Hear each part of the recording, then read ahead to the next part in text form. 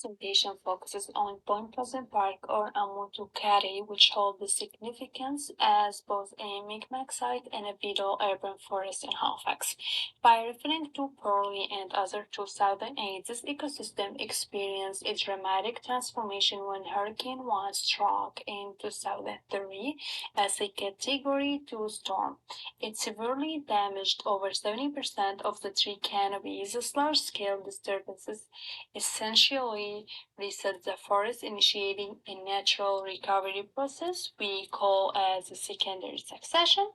Historically, the park was a uniform, even-aged Acadian forest, structures that left it particularly vulnerable to such a storm. However, research conducted just 2 years post-hurricane revealed promising signs. It found that native species were already showing strong natural regeneration. Importantly, the post-storm cleanup had a minimal impact on the soil, and invasive species were not a significant problem, indicating a high potential for self-recovery. Our presentation expands on the foundational work. We are analyzing 20 years of monitoring data to investigate how the forest structure and species composition have changed over the long term, tracking its journey through succession. Our project was guided by three key objectives. Lexi will cover the first objective on the overall community changes, and Jacob will discuss the third objective on biodiversity metrics. For my section, I focused on the second objective, which is to track the population changes of the initial dominant species, which is red spruce, and the current dominant species, which is red maple. Hi, my name is Lexi. This is the method portion of the presentation. The area of study was Point Pleasant Park, Nova Scotia, Canada, to record the secondary succession of the park after Hurricane 1. The park was divided into 6 sites to better gauge the park's diversity. The data used in this study is long-term data comparing multiple variables over 20 years and examining the trends. Plant diversity was measured by first dividing the site into 4 quadrants. Each quadrant, a pen was randomly thrown to determine an unbiased sampling point. A quadrat was placed with the pen at its center, and the vegetation inside was assessed visually. Percent cover for needles, leaves, wood, and plants was estimated based on observational judgment. This was repeated 3 times in each quadrant. Tree diameter was measured by first using a flexible measuring tape wrapped around each tree at breast height, approximately 1.3 meters above the ground. These trees were identified and counted as well. Together, these measurements provided the data needed to calculate 6 variables used to assess ecological trends over time. Now on to the last portion of the methods, the statistical analyses. Using the data collected, 7 variables were calculated: total density, average diameter at breast height, species richness, Shannon's diversity, Pilo's evenness, red spruce abundance, and red maple abundance. Once each variable was determined, it was compared with historical data from previous studies conducted at the same site. Linear regression analyses were performed to examine long-term trends and evaluate how the forest community has changed over time.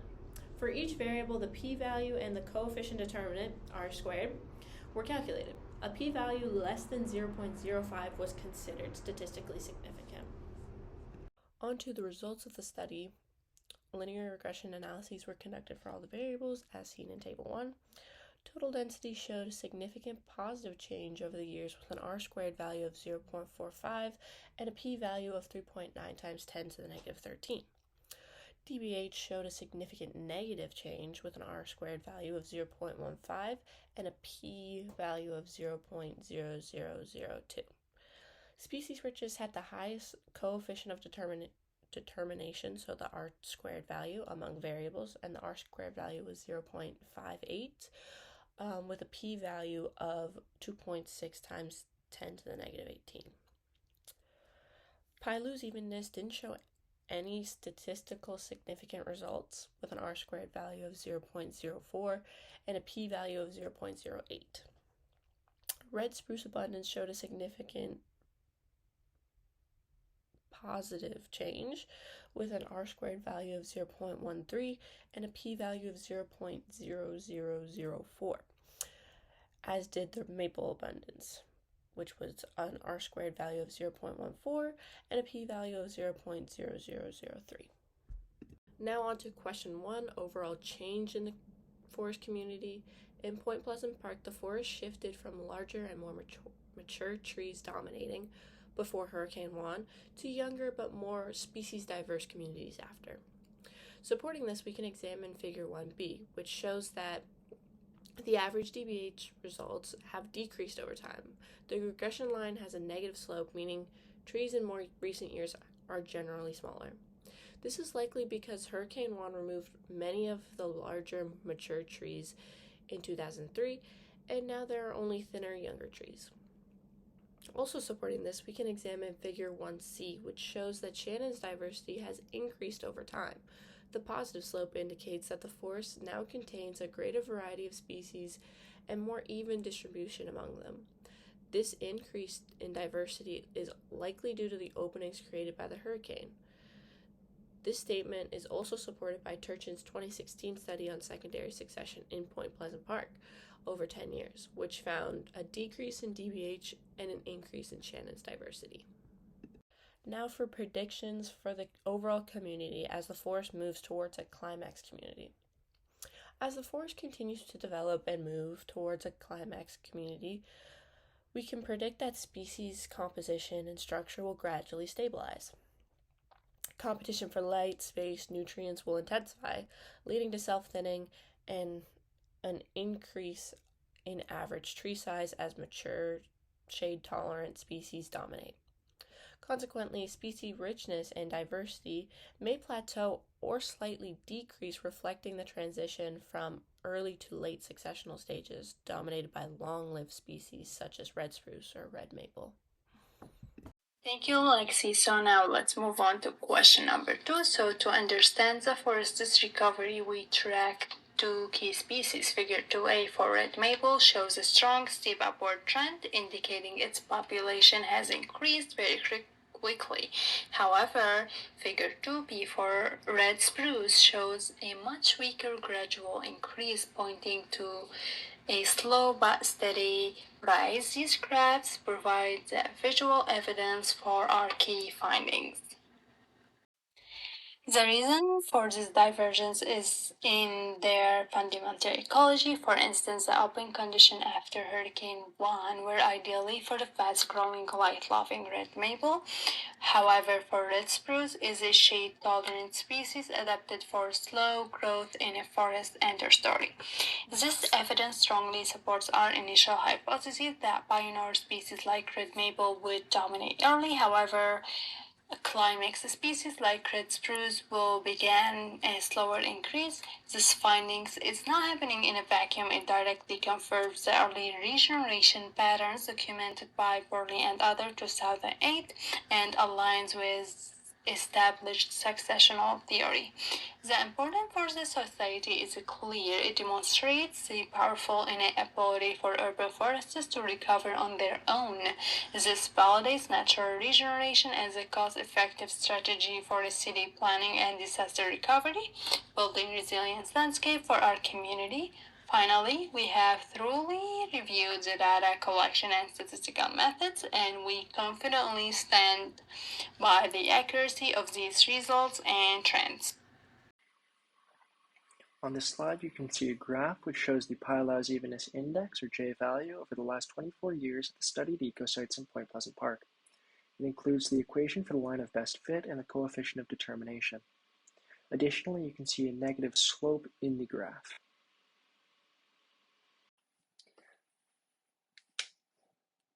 After evaluating the given data, we believe that the Pilau's Evenness Index will continue to fall until the climax community has been reached.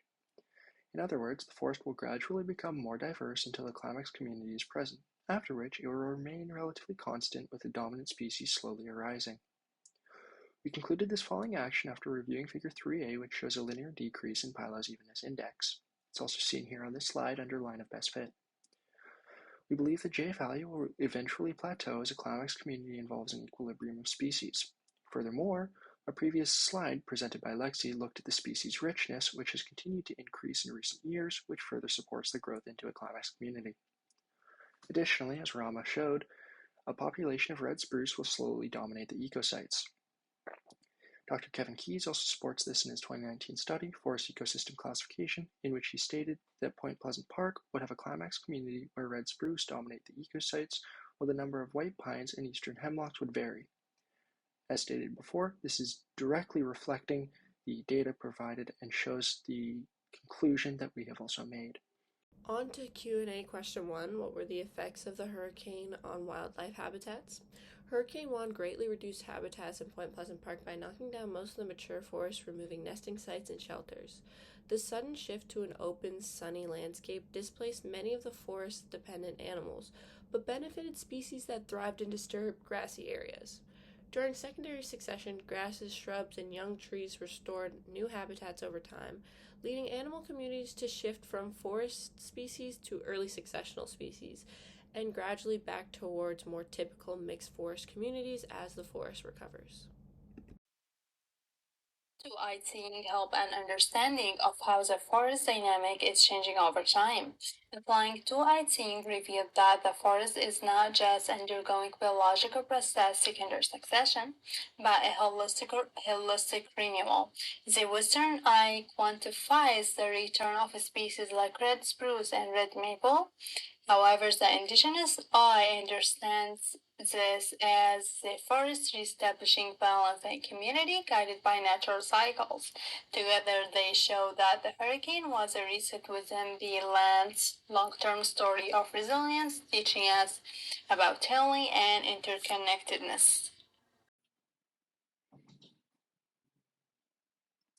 We believe that disturbance events, particularly those that result in secondary succession, are vital to the longevity of an ecosystem. We agreed upon this conclusion from reading over Keyes 2019, where Dr. Keyes said, where soils are shallow and nutrient poor, white pines and red oak would likely dominate climax tree cover. This means that an abundance of these trees are an indicator of poor soil. Furthermore, primary succession typically gives rise to a climax community that is suited to those conditions. In our case, this was the forest of Point Pleasant Park in 2003 prior to Hurricane Juan. Following disturbances, however, the organic matter that is laid to the ground gets absorbed into the soil as nutrients.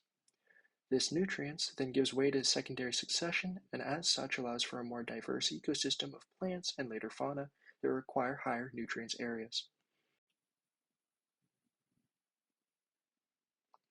We would like to thank Dr. Joanna Zaguras for her assistance with the initial explanation of our assignment, our TA, Jovia Gallant, for providing additional help with any questions, and our peers for their feedback over our draft of the presentation. Further, we would like to acknowledge the Mi'kmaq teachings of two-eyed seeing, which we will continue to use throughout this course and our future. Finally, we want to thank the Mi'kmaq people who have lived, cared for, and protected this unceded land since time immemorial, and allow us to learn and grow in this educational institution. So to wrap this up, our data basically tells one main story. This forest is super resilient and it's following a pretty classic compact script. To break this down, the forest is moving back to life.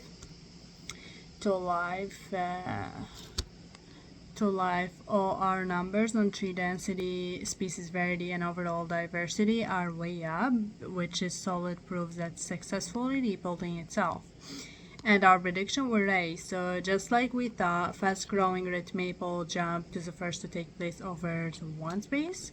But now we are seeing the slow and steady red maple spruce starting its climb, which is a real sign of a mature forest to come. You can see this recovery happening in the fact that the average of the tree is getting smaller, which sound like weird but makes sense because there are thousands of new young trees falling in the gap, making the forest crowded and competitive. In the end, Hurricane 1 was not the end of the story.